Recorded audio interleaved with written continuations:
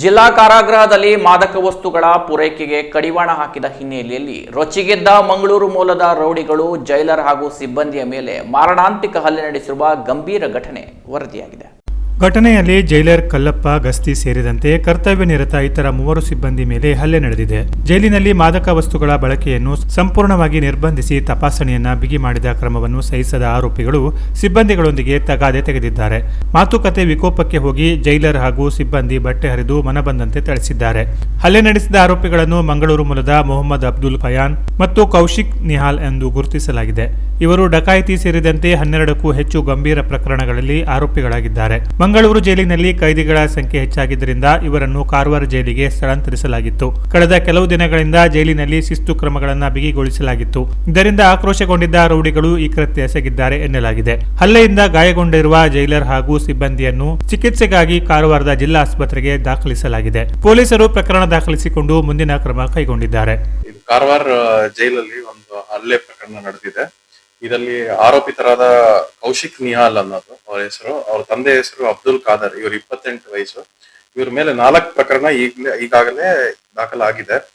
ಇವರು ಮಂಗಳೂರು ಜೈಲಿಂದ ಇಲ್ಲಿ ಕಾರವಾರ ಜೈಲಿಗೆ ಟ್ರಾನ್ಸ್ಫರ್ ಆಗಿರ್ತಾರೆ 2 ತಿಂಗಳ ಹಿಂದೆ. ಇವ್ರ ಜೊತೆಗೆ ಇನ್ನೊಬ್ಬ ಆರೋಪಿತರಾದ ಮೊಹಮ್ಮದ್ ಅಬ್ದುಲ್ ಫಯಾನ್, ಇವರು ಸನ್ ಆಫ್ KM ಅಬ್ಬಾಸ್, ಇವರು 28 ವರ್ಷ. ಇವ್ರ ಮೇಲೆ ಕೂಡ 13 ಕೇಸಸ್ ಪ್ರಕರಣಗಳಿರುತ್ತೆ. ಇವರು ಕೂಡ ಮಂಗಳೂರಿಂದ ಇಲ್ಲಿ ಕಾರವಾರಿಗೆ 2 ತಿಂಗಳ ಹಿಂದೆ ಟ್ರಾನ್ಸ್ಫರ್ ಆಗಿ ಈ ಆರೋಪಿತರು ಈ ಜೈಲಿಗೆ ಟ್ರಾನ್ಸ್ಫರ್ ಆಗಿ ಬಂದಿರ್ತಾರೆ. ಅವರು ಇವತ್ತಿನ ದಿವಸ ಅವರು ಜೈಲಲ್ಲಿರೋ ಸ್ಟಾಫ್ ಜೊತೆ ಅವ್ರಿಗೆ ವಾಗ್ವಾದ ಆಗಿ ಒಂದು ಜಗಳ ಆಗಿ ಅದು ಅವರು ಇವ್ರ ಮೇಲೆ ಹಲ್ಲೆ ಮಾಡ್ತಾರೆ. ಇವರು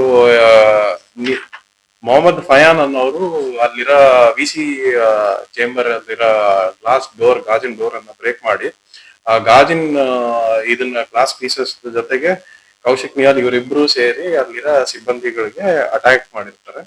ಇದರಲ್ಲಿ ಗಾಯ ಇವ್ರಿಗಾಗಿರುತ್ತೆ. ಕಲ್ಲಪ್ಪ ಗಸ್ತಿಂತ ಇನ್ಚಾರ್ಜ್ ಜೈಲ್ ಸೂಪರ್ಡೆಂಟ್ ಮತ್ತು ಅವರ ಸ್ಟಾಫ್ಗಳಾದ ರಾಘವ್, ಸ್ಯಾಮ್ಯುಯಲ್ ಅಂಡ್ ಮಹೇಶ್ ಕುಮಾರ್ ಅವ್ರಿಗೆ ಇಂಜುರಿ ಆಗಿರುತ್ತೆ. ಇದರಲ್ಲಿ ಗಾಯ ಇವ್ರಿಗೂ ಕೂಡ ಮೊಹಮ್ಮದ್ ಫಯಾನ್ ಗ್ಲಾಸ್ ಬ್ರೇಕ್ ಮಾಡಿದ್ರೆ ಅವ್ರಿಗೂ ಕೂಡ ಗಾಯ ಆಗಿರುತ್ತೆ. ಇದು ಇವರು ಜೈಲ್ ಕಡೆಯಿಂದ ಇದೊಂದು ವರದಿ ನೀಡಿ ಅವರೊಂದು ಕಂಪ್ಲೇಂಟ್ ನೀಡ್ತಾ ಇದ್ದಾರೆ. ಅದನ್ನ ನಾವು ದಾಖಲೆ ಮಾಡ್ತಾ ಇದ್ದೀವಿ.